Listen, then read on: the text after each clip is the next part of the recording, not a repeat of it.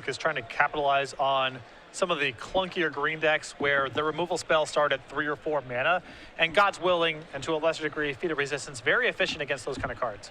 This is a deck that we thought we would see quite a bit of this particular weekend in Abzan Aggro. It is very, very powerful. It's very low to the ground, and a lot of the cards, you know, they're good early and they're good late. That's what makes this deck pretty good. Fleece main line, good early, good late. Same thing can be said for Rakshasa Death Dealer and Anaffensa the Foremost. You throw in some Siege Rhinos and some Wingmate Rocks, removal spells. It's a pretty straightforward deck, and it's a pretty good deck, as here is a Rakshasa Death Dealer. And I think part of a reason that this is coming to the forefront right now is Anaffensa's Exiling text box is live for the first time really across standard. Whip of Erebos strategies have become really, really popular, and Anaffensa is great against those on top of being a 3-mana 4/4 with additional upside.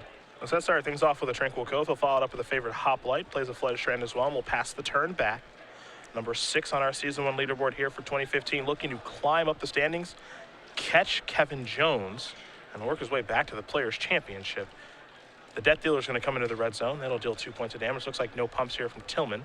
So that's going to go down to 19. Land number 3 is going to come into play tapped here for Eric in Temple of Malady. Top card here for the scry action. We'll see where it's going to go in just a moment as Tillman does consult his hand.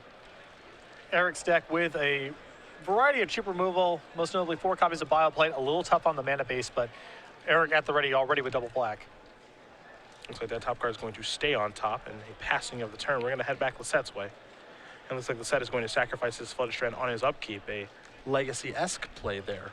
Well, it's also relevant in that spot because if Joe does it at the end of the turn, he has no mana available. Eric can respond to the cracking of the Flooded Strand. So Joe wants to untap and have the Tranquil Cove at the ready, so in case Eric goes for a removal spell, he has God's Willing, or at least has the ability to represent God's Willing.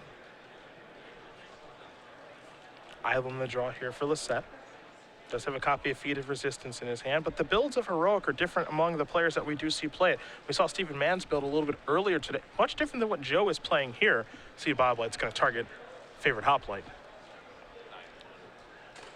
And this is not bad for Joe because his hand's glutted with the protection effects right now. So I think he would much prefer to do cast a Feat of Resistance this turn, be able to pass with the white mana up, and be able to use a God's Willing rather than just pass the turn back with all of his mana up. So very good exchange for Joe. There is a plains and a passing of the turn. Damage dealt there by the favorite Hoplite. Feat of Resistance doing a nice job of countering the Bioblight. See how Tillman wants to follow up here. It's at 15. Has the Death Dealer out there. 3 lands in play as well. See if perhaps a 4th land as Siege Rhino will come to the party here. But this is not really the spot you want to be in with Abzan Aggro here. It's hard to damage race because the white-blue hero deck is so good at doing that, and using removal spells is really dangerous when they can take away your entire turn with something like God's Willing. There is a Temple. Top card becomes the bottom one.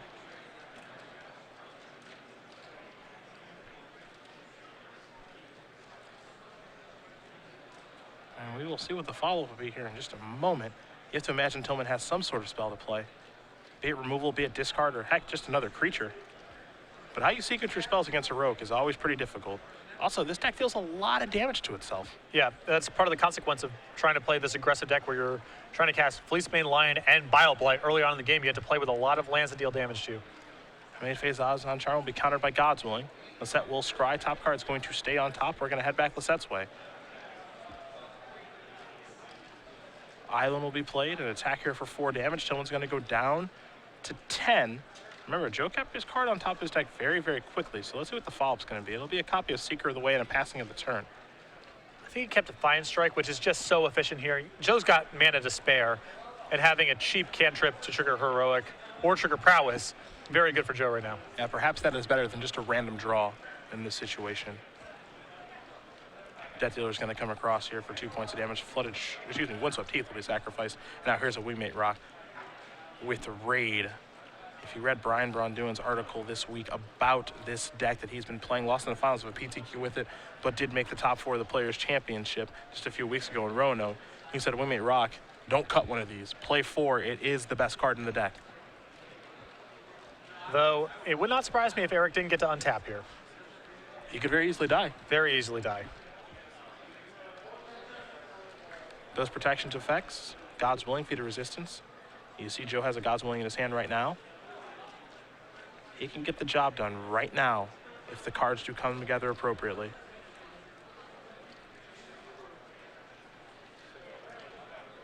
Needs a protection from white effect, and then a lot of triggers, and some of those triggers need to probably pump the hoplite as well. Yeah. But not impossible to do. Oh, Joe's going to get in here and attack. Perhaps there's some blocking to be done. I think that blocking would probably be a pretty good idea. Well, I don't know if he can say no blocks here. I think he's got to do something. Eric knows that if he blocks, it's likely to go really bad for him, but I think saying no blocks is likely to kill him. Flood Strand going to get sacrificed here by Lossett. Searching up at Plains.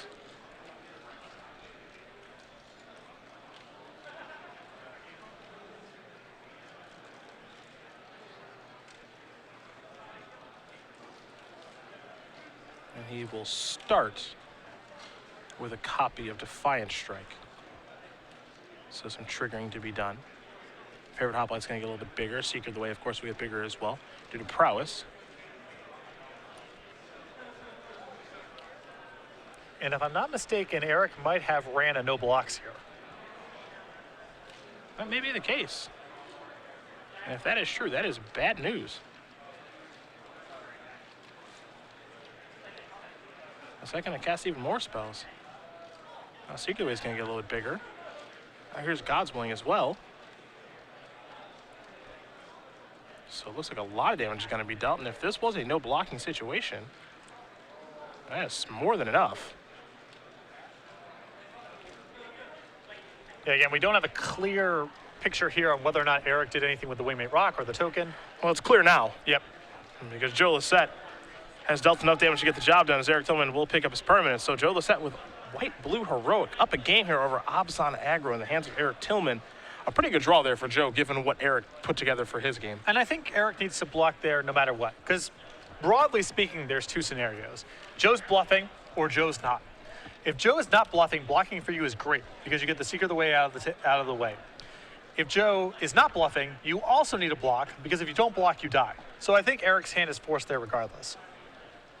But the no block did lead to a death, and so Joe Lossett will win game number 1 here with white-blue heroics. We turn our attention to the sideboard. We will start with Eric Tillman and his 3 Back to Natures, his 3 Glare of Heresies, 3 Drowning Sorrows, 2 Sorin Solemn Visitor, an Erebos God of the Day, Murderous Cut, and then 2 copies of Elspeth Sun's Champion. I think the removal spell there in Murderous Cut is pretty easy to bring in, but also 3 copies of Glare of Heresy. Not bad at all. It is not bad. That's the removal spell of choice. I think that Drowning Sorrow is okay in this matchup. I'm not sure if Eric has double black reliably enough on the 3rd turn to be able to really sideboard Drowning Sorrow because Drowning Sorrow gets very bad beyond turn 3. The white-blue heroic deck is good at pumping his creatures outside of that range. I think the 2 copies of Elspeth, very good way to win the game. You can either flood the board with blockers or use the minus power to clean up a board that's gotten flushed with big creatures. What do we see on the other side? A Spectre Ward, which is a target with the Heliod's Pilgrim, the Johnny's Presence, the Guban Trailblazer, Ordelia of Heliod, Moral Obstinacy, and Erase, 2 Treasure Cruises, 3 Stubborn Denials, and a full 4 copies of Glare of Heresy. I like bringing in the Glare of Heresies here. Siege Rhino is problematic for the deck. You know, Fleece Main Lion, there's just good blockers you can get out of the way. 2 copies of Treasure Cruise also, if you're expecting the game to be protracted with a lot of removal, having access to that card is very good as well. I mentioned Brian Braun having the conversation, maybe starting a Glare of Heresy in the main deck of Abzan Aggro, and some players saying, I'm not entirely sure if the metagame is in that place just yet. I feel like we're almost there. Well, I think most decks provide targets. The question is whether or not there's more flexible cards you can be playing in that spot. A lot of people have compared it to playing main deck Gainsay, which I don't think is the best analog because Gainsay can stop blue spells. Very few other cards besides other counter spells can stop spells on the stack, whereas a lot of things can kill a Siege Rhino that's resolved. It doesn't have to be Glare of Heresy. You could be playing with Utter Ends or Hero's Downfalls or what have you. So, yes, there are targets in all decks, but I don't think you necessarily have to go to something as extreme as Glare of Heresy, and the Gainsay analogy is not quite correct in my opinion. Okay. Well, these players are going to shuffle up here for game number 2, but season number 1 of the Open Series here in 2015 is underway. We're in Columbus right now, of course, but next weekend we'll head to Philly, DC after that, and then Indy as well. It's going to be a lot of fun to start things off. Yeah, the following weekend we're going to be doing our regionals, and again, we've already posted the dates and venues for that, February the 7th, so make sure to be checking that out if you're not qualified for the Pro Tour. Houston for the first time the following weekend, which is a Standard Open. LA after that. Our first Modern Open Series in Baltimore, Grand Prix Miami, which will be Standard March 6th through 8th. Make sure to stay tuned to MagicGP.com for more information as we get closer to the event. Dallas, which is Standard the following weekend. And then the Season 1 Invitational in Richmond, which will have a Standard Open Series and Standard and Legacy as the main events for the Invitational, March 27th through 29th. Me, you, and Matthias Hunt in the booth. Trust me, this first season will be over before we know it. Given how quickly the seasons went last year and the year overall for 2014, it went by pretty quickly. So that's part of the reason you see the players here this weekend. A Joe Lossett, a Logan Mize, a Stephen Mann, players from Florida and California coming here to do battle. Jim Davis from Long Island. They want to get those points. They do not want to miss a weekend because they want to get as many points as possible to either get an at-large bid or win the Season 1 points championship to qualify for the Players' Championship that'll be taking place at the end of the year. And I think they're also conscious of the story with Stephen Mann. It looked like he had a hammerlock on an invite for most of Season 3 and Season 4. And then some crazy stuff happened in Seattle the weekend before, and Stephen Mann was a match away of missing out on the Players' Championship. So I think a lot of players are taking that lesson and trying to get some of the work done early so there's less of a sweat at the end of the year. And keep in mind as well that all of these tournaments that we're running, all of our main events are going to be two-day $20,000 tournaments. So we've got our $20,000 Standard Open happening right now, but next weekend when we are in Philly for Legacy, that's $20,000 too, and we'll have 2 5Ks on Sunday. So a lot of matches to be played, a lot of money to be won, a lot of Open Series points to be earned to get you one step closer to the Players' Championship. Make a name for yourself and be like Brad Nelson, win $20,000. And for your Legacy enthusiasts out there, these effectively amount to more Legacy Grand Prix for you to play. Normally you only get 1 in North America a year. There's going to be 2 in the month of January alone. Yeah. I expect a big turnout next weekend in Philly. I think so too. Very healthy Legacy scene out there. Yep. Baltimore's got a great Legacy scene. New York, the New England area, New Jersey. I expect that event to be very well attended. I wouldn't be surprised to see Joe there next weekend too. I was surprised to see him here. So given that he's shown that he's willing to travel, perhaps a little trip to Philadelphia. He stays on the East Coast. For a Standard main event, I was definitely surprised as well. Yeah. If Joe traveled a lot for a Legacy Open, I would not be surprised, but coming out to Columbus shows that he is, again, trying to get the work done early. Flooded Strand will search up the plains. This will be a favorite hoplite to start things off here for Lossett. Tillman will just as Sansep Citadel to get his game started.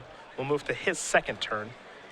See if he's got a creature to deploy like he did last time, perhaps a Thoughtseize, and it will be the discard spell. So we will see Lossett's hand here in just a moment. And information is so valuable against White Blue Heroic because how you sequence your threats and removal spells depends so much on the specifics of their hand. You do see the hand here for Lossett, a Hero of Iroas, a God's Willing, a favorite hoplite, a copy of Ordeal of Heliod, acting as the ore to pump up the jam, along with a Temple of Enlightenment and a Plains. Not the best hand we've ever seen from this deck. No Ordeal of Thassa or Heliod's Pilgrim hanging out, only 1 protection spell, but not a terrible hand either. But this is a hand that Thoughtseize taking away the best card and also arming Eric with the information on how to proceed with the game. This can be a disaster for Joe. I mean, he knows that, Eric's in a position where he knows he can take the God's Willing, strip him of protection effects, take the Ordeal and leave him with no enchantments, take the Hero of Iroas and leave him with very few threats. There's a lot of different paths for Eric here, and Joe will not know exactly what he needs to play around. Oh, there goes the protection spell on God's Willing. That's the one that kind of sticks out like a sore thumb. It was such a problem for Tillman in the first game. You have to imagine that influences his decision a little bit. Against these decks that are packing a bunch of 3 and 4 mana removal spells like Obzon typically is, God's Willing is the most important card they bring to the table because that's how you have these turns that are so bad for your tempo. Like we saw in game 1 where Joe's able to advance his board and knock away Eric's entire turn. Eric has to be mindful of those exchanges, prevent them at all costs. Temple of Silence, take a look at the top card. The top card will stay on top. We're going to go back Lossett's way. So Lossett will draw. Looks like another copy of Favorite Hoplite, but he'll serve him with this first one. Put Tillman down to 17. See if he wants to go with the Temple or just the Plains here. Looks like he's going to go with the Plains and follow up here with the Hero of Iroas and just pass the turn back over to Tillman. And there's problems with all these sequences. If Joe plays an enchantment there, he gets picked apart by a piece of spot removal. This sequence exposes him to Drown in Sorrow. If he just dumps Favorite Hoplites on the table, Bioblade ruins him. If he does nothing, Eric just casting a creature is problematic. So Joe's got to kind of pick his poison in this spot. Something bad can happen no matter what he does. Yeah. One Teeth going to get sacrificed. Tillman's going to go on a 16. Time for either Forest or a Plains, and it will be a Forest. And we'll see what Eric wants to cast on this, the third turn of his game.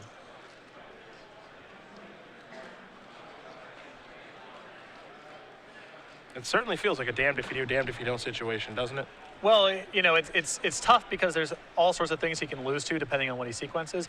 But he's not certain that there's Drown in Sorrow on Eric's sideboard, so I think that's probably the card that's you're best served ignoring. because you know about BioBlade and you know there's all sorts of random removal spells floating around the deck, so you can't really just say go. Here's Thoughtseize. So the draw was a favorite hoplite. Eric will record that information to go along with the other favorite hoplite, the Ordeal, and the template he knows about, so he'll take care of the Ordeal. And now the follow-up here is a Rashasha Death Dealer into passing of the turn. So if you're Joe, you feel pretty good. That turn could have gone a lot worse. I'd say that Joe's hand is great right now, though. Just picked up another land for the turn. So Temple of Enlightenment's going to have to work overtime here. That's the land he's going to play. A little scry action here. Aqueous Form is what he is looking at. And that can certainly help.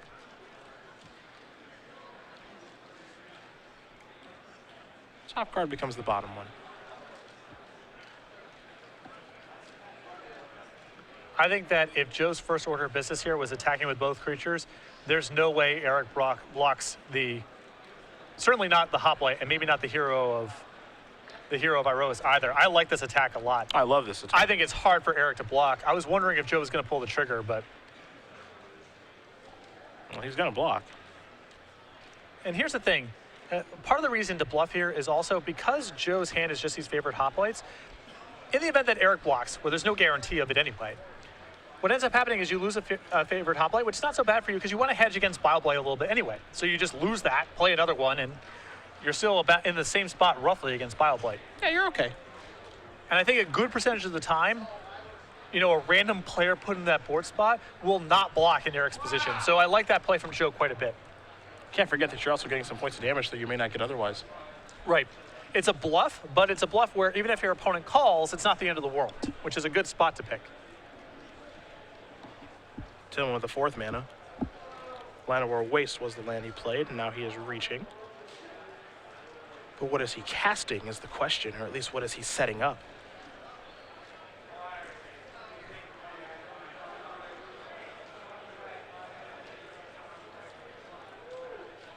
That is the big question right now. And he's just going to pass the turn back with the Death Dealer on defense. Upkeep, Murderous Cut, going after the hero of Eros. And that will be killed. Lossett will draw. He left Aqueous Form on top of his deck. He needs this one to be good. And he will play it. Trigger the favorite hoplite. Thumbs up immediately. That'll trigger Heroic. It's a 2/3. Coming to the red zone here. Unblockable Scry. And this is one of those spots where, yes, there's infinite risk involved with this play, but Joe has no other options. His hand's too bad. He's got to take this risk. We're going back to Tillman. It does make you wonder about the contents of his hand. Is he doing okay against what Lossett has out here? Again, there's a lot that can go wrong for Lossett in this situation. Any removal spell picks him apart.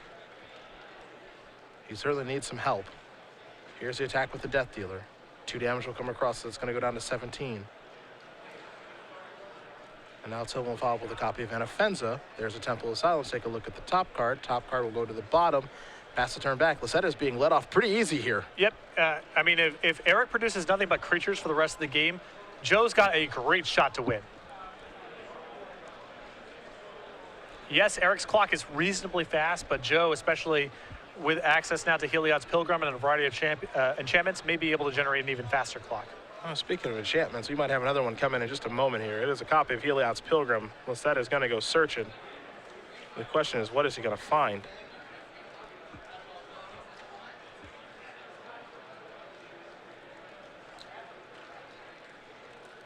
Because the game has become a pure damage race, I think that Ordeal of Heliod would be the nicest one. Now, one of them's already been stripped away from an earlier Thoughtseize. The question is, has he brought in his second copy? Because there's one on the board. I would expect in this matchup that he would want one as a tutor target, but not really want to naturally draw it very often. So not surprising that he does not have one to go get in this spot. Ordeal Thassa will be the choice. The second I come across into the red zone here. Unblockable, of course, is that favorite hoplite. So now it's time for him to scry. Take a look at the top card. Looked like it was Laguna Band Trailblazers. That's going to become the bottom card. And 2 damage will come across. Tillman's going to go down to 8. Lossett trying to hold on. Refuses to deploy that other favorite hoplite. Perhaps trying to bluff a God's Willing here. Though Tillman does know about the favorite hoplite, perhaps he's forgotten about it. I mean, it seems like a hedge against BioBlade, but I feel like it's probably worth casting. You're gonna be hard pressed to beat Bob Light in this game anyway. Yeah, it's interesting because it's certainly, I think he is trying to hedge around Bob Light a little bit until that favorite hop light becomes a 3/4, which he can do next turn. It could also just be a situation where you're hoping maybe your opponent forgot that they knew that card. Perhaps, yes. Big time attack here from Anafenza and the Death Dealer. And it looks like Lossett is on chump blocking duty already. Because one thing that this Abzan aggro deck can do with this combination of cards is close out a game very quickly. And you made me wonder why Joe is blocking ostensibly the smaller creature here. It's because he's thrilled if Eric spends his mana this way. If he blocks the Death Dealer, and then Eric goes, okay, we mate rock post-combat, Joe's in a ton of trouble. Yeah, it's really bad news. Thoughts he's going to show up here, take care of the ordeal. Tillman's down to 5. There's a land pass to turn back. Tillman knows he needs to close this game out. Lossett's looking to close it out. Didn't get a great look at what he drew. Maybe it looks like maybe an ordeal of Heliod, perhaps. Actually, another Heliod's Pilgrim. This is good news for Joe. I mean, any enchantment will put him in a position, or any target effect, to kill in 2 turns. Eric can't kill him next turn. So Eric really needs to draw a removal spell, some way to gain life or something. Oh, there's the Pilgrim. And Tillman's out of cards in his hand right now, too. So for Lossett, as it looks like he may search up a copy of Aqua's Form, might be time to deploy that other favorite Hoplite, too. Might need that one to block. Yeah, the question is, can you beat BioBlight under any circumstances? I don't know if the favorite Hoplite really changes the equation very much. Yeah, I'm not convinced that he can now. But the upshot is he beats a variety of other things. A creature's no good in this spot. A land certainly isn't.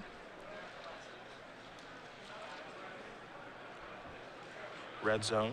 Scry yet again. God's Willing as the top card. It looks like it's going to stay as the top card.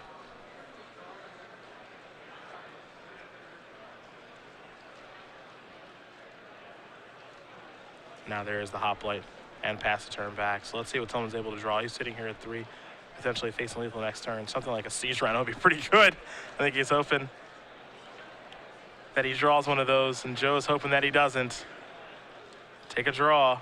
A lot of really good draws here. A removal spell's excellent. Soren's excellent. And this was the cost of the line of play here. Joe potentially missed out on a point of damage last turn, depending on how things could have broke. Yep. Which could change the outcome of the game depending on Eric's draw. Not sure what he drew, but he is organizing some mana, so it feels like a spell.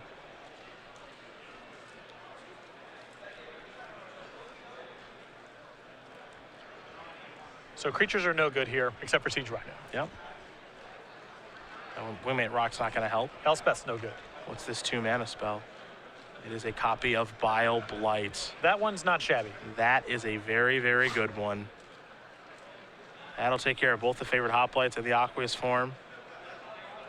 And with the attack here from both creatures, it looks like it forces a block as well. And we know that Joe left God's Willing on top of his deck, so. What a huge, huge draw there for Eric Tillman.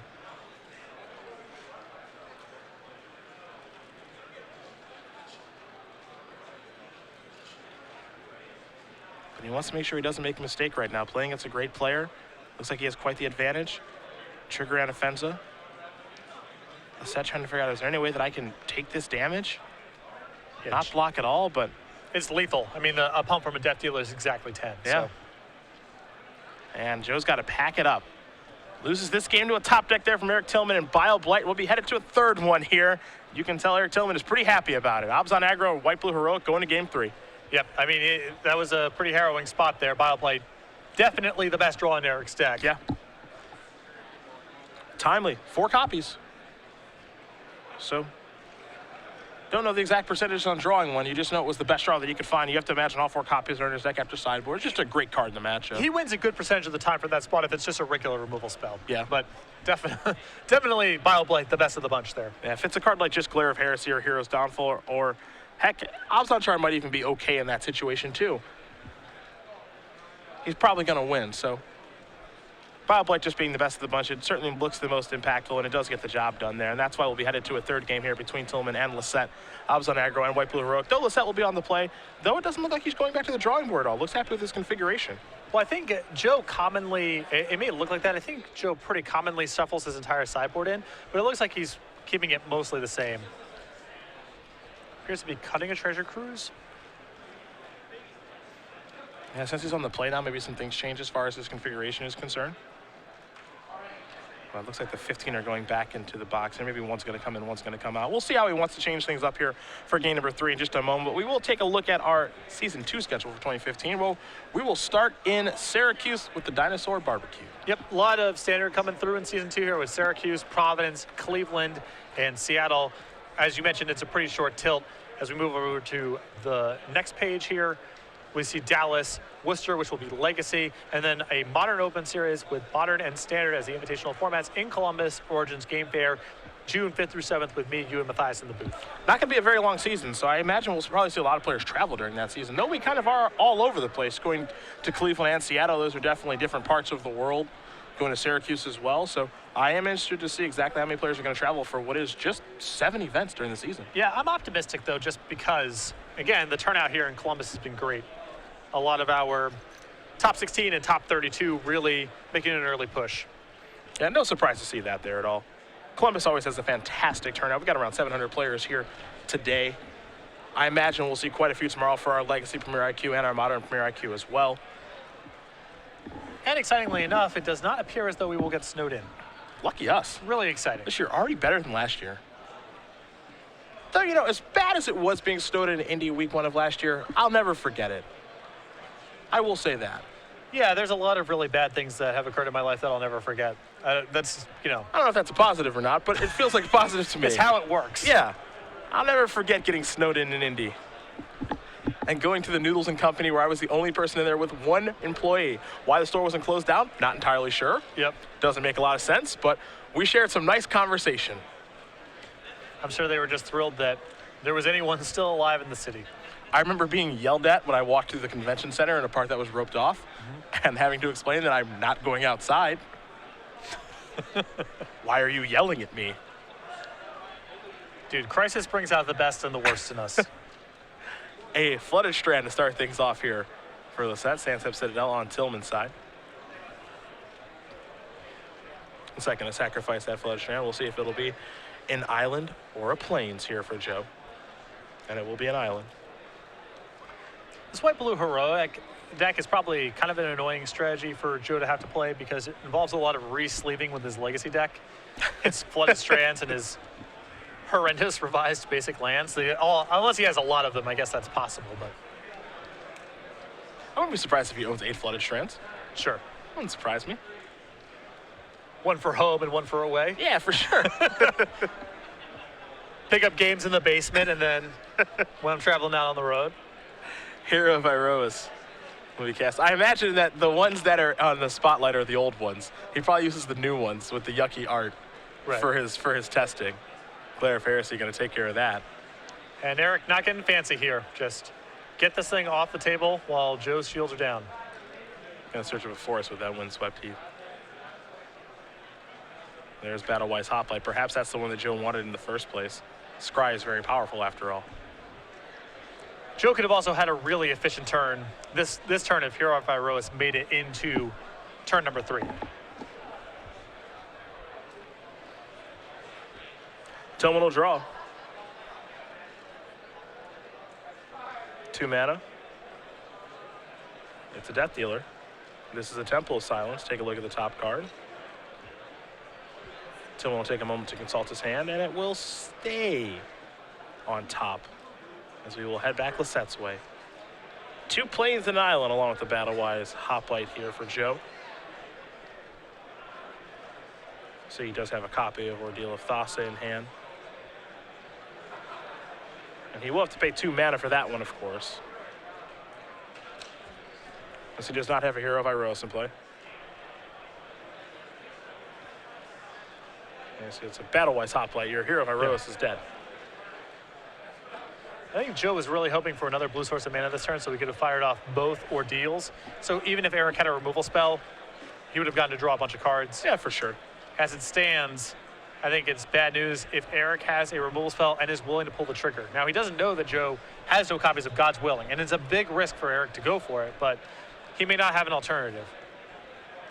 And that's part of what makes the Heroic deck so tough is that they're always going to represent the fact that they have God's Willing or a Johnny's Presence or Feat of Resistance available, and it will contort the way that the opponent plays, whether they actually have one or not. Yeah, but Eric might be in a spot right now where it just doesn't matter. He can't allow this ordeal to go off. He might have to pull the trigger on just hoping that it resolves if he has a removal spell. Because I think even playing Siege Rhino this turn, if he had it, would mean he falls too far behind and Joe gets to draw a bunch of cards. Yeah, Hoplight's a 5/5 then. Well, here comes the Death Dealer. Just 2 damage going to be dealt. Looks like going to go down to 17. There is land number 4, tap 4 mana, and there is the Rhino. So Tillman's going to go up to 18. Looks like it's going to go down to 14. But Joe's got the biggest creature on the battlefield right now. 4/4 Battle-Wise Hoplite going to turn into a 5/5 after it attacks, at the very least. Yeah, Joe's going to get to look at a bunch of cards here. I think he has a second Ordeal in his hand, which is an attractive play in this spot. Yeah, that's where he's reaching.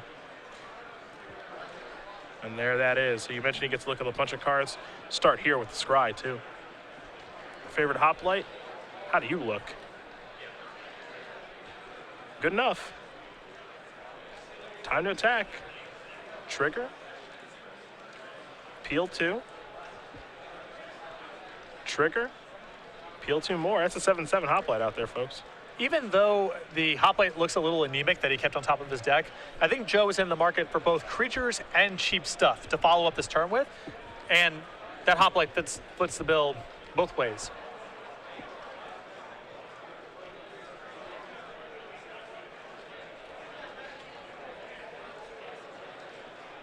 And Joe will play a play and look like he may pass the turn back, but he's not ready to do that just yet. No, I'm sure Joe just wants to just dump some stuff out on the table. Just make sure that he deploys his cards as efficiently as possible. There is favorite Hoplite. Now there is a pass on the turn. We're going to go back Tillman's way. Tillman will draw. Siege Rhino Death Dealer out there along with 4 lands. The ability to pump the Death Dealer twice is on the table.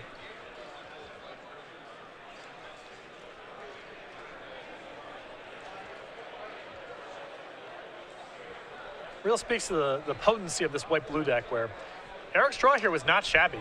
You know, he's got a turn 2 Glare, a turn 3 Death Dealer when it comes to play tap land, a turn 4 Siege Rhino, and unless he can find a removable spell or a sweeper, he's in a lot of trouble. Yeah. I mean, even a removal spell may not be good enough at this point. It's possible Joe has found a God's Willing or a Feat of Resistance in all the cards he's looked at. Well, here comes the Rhino. Looks like Death Dealer is going to be on blocking duty, or at least try to be. Land number 5, and there's Wingmate Rock. So along with the Raid Trigger, we saw Tillman try to do this in the first game to get the job done. He was unsuccessful then. We'll see if he'll be successful now. I mean, this is really hoping against hope here. There's an unblockable effect combined with not that many pumps will kill Eric in the spot. What he has going for him right now is that he has a good spread of colors. So Feat of Resistance and God's Willing are it's gonna be hard for Joe to kill him that way. Yeah, but Aqua's Form is the big one. Yes. That's the ultimate God's Willing in this situation. And with the draw of Defiant Strike and Joe very quickly tapping his mana, this does not look good here for Eric. Aqua's Form gonna come in, trigger Heroic. Hoplite gonna get a little bit bigger. Here's a little Scry action. Top card going to the bottom very quickly. Aqua's Form will resolve. Defiant Strike, keep in mind, right now you can look at that as 1 mana plus 2. One for the Heroic trigger, 1 for Defiant Strike itself. Yep. And you may be asking, why is Joe just not showing his hand right here? It's because he could still lose to Devouring Light. Sure. So he's looking for a protection effect. Even though it's unlikely that Devouring Light's in Eric's deck, it's still a possibility. So Joe not getting sloppy here, trying to see if he can find a protection effect, which I think he has. Yep, and now he hasn't locked up. Picked up a copy of God's Willing. There's a second Defiant Strike. That is going to do it. Joe Lossett's going to win this match here over Eric Tillman. 2 games to 1. White Blue Heroic will take care of Obs on aggro, and for number 6 on our Season 1 leaderboard here for 2015. He wants to head back to the Players' Championship. That's why he flew out here from California. He's off to a great start. He's 6-1. And I think Eric played a pretty solid match there. and had a fortuitous draw there in game 2 to win that game. But I think that overall, his removal suite is just not efficient enough to keep up with Joe's good draws, especially when he's on the draw, and you saw that in game 3. It wasn't like